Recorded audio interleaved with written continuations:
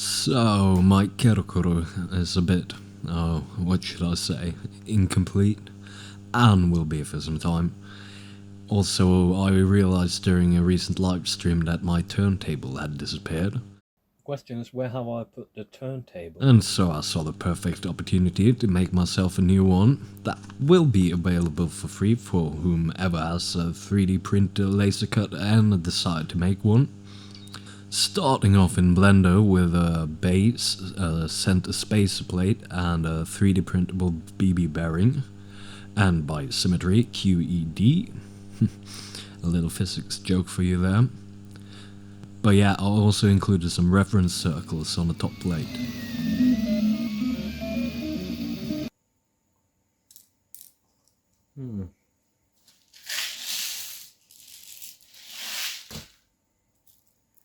Am I crazy or are these kind of loose? Like they're way too loose. Oh fuck. They're 6mm, not 8. Damn it! And here we have the stupidity corrected bearing. Just gotta trim the brim. And as suggested by viewer, an excellent alternative to silicone grease for lubricating 3D prints, we have coconut oil. Now the head of the screw may be a bit too large for the recess, but this can easily be remedied by a bit of heat treatment. The centerpieces were laser cut from some 15mm Sitka spruce.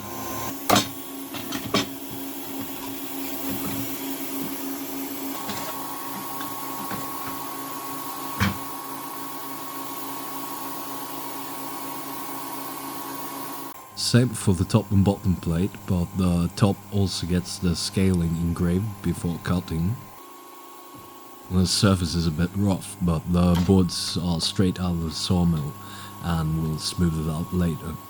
An M3 hex-headed bolt, the length of 2 boards, will be used to hold the 2 halves of the turntable together.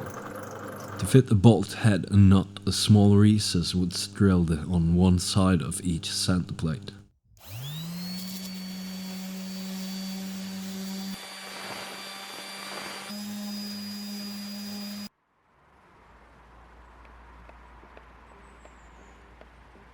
Now, with recess facing down, we can partially mount the bearing.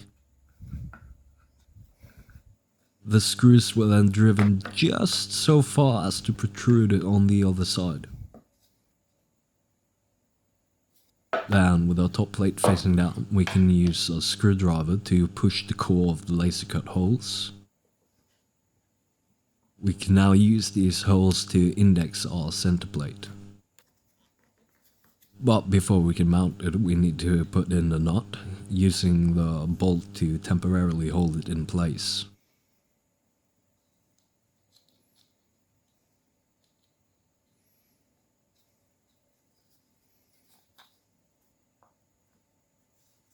We can now drive the screws all the way in, making sure to keep a firm pressure to avoid any gap between the plates. The bolt can then be removed. And it's time to place the airsoft BBs.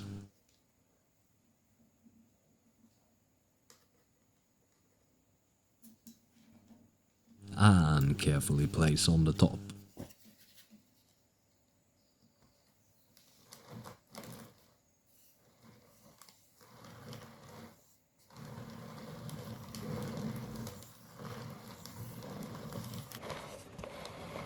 Turning the entire thing over, you can see I've drilled a hole straight through the bottom plate, and this is where we thread our bolt and fasten it to the nut on the opposite side.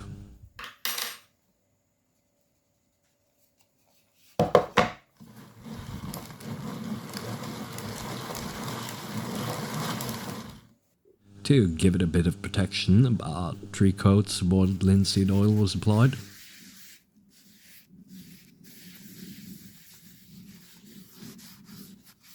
And this concludes the making of the turntable. but we've got to try it out, right?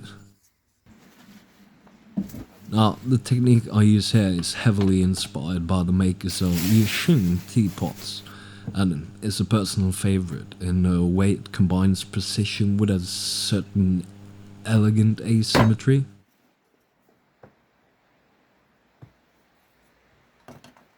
A suitable lump of clay is hammered, rolled, and cut to dimension, and this will be the walls of our vessel.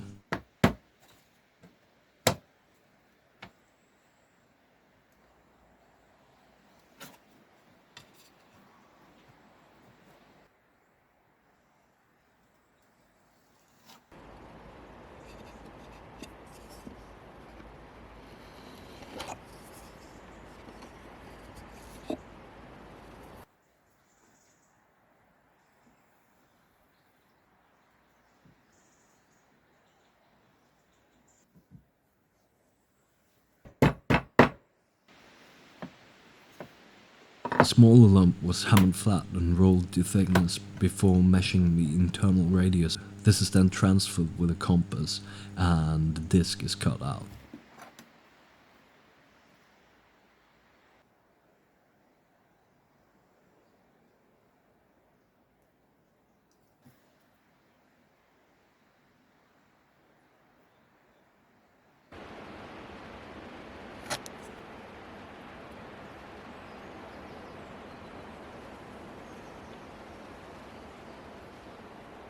The entire mating edge is then roughened, and this lets it hold the bonding slurry better and improves the joint.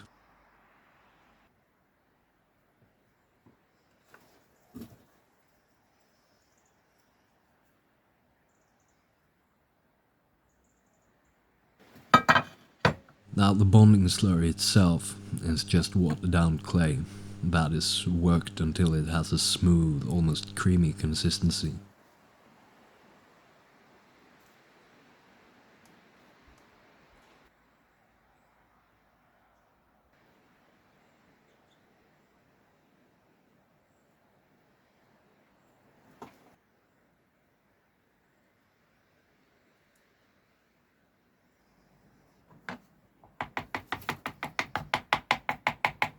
From here on, a paddle is used to percussively work the vessel into shape.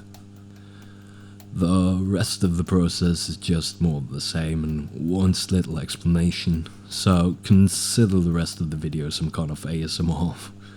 And hey, if you watched this far, consider giving the video a like, it will supposedly help the channel out. And if you wish to make your own turntable, the files are available on my GitHub page, link in the description. Now, regardless of what you do or don't, thanks for watching.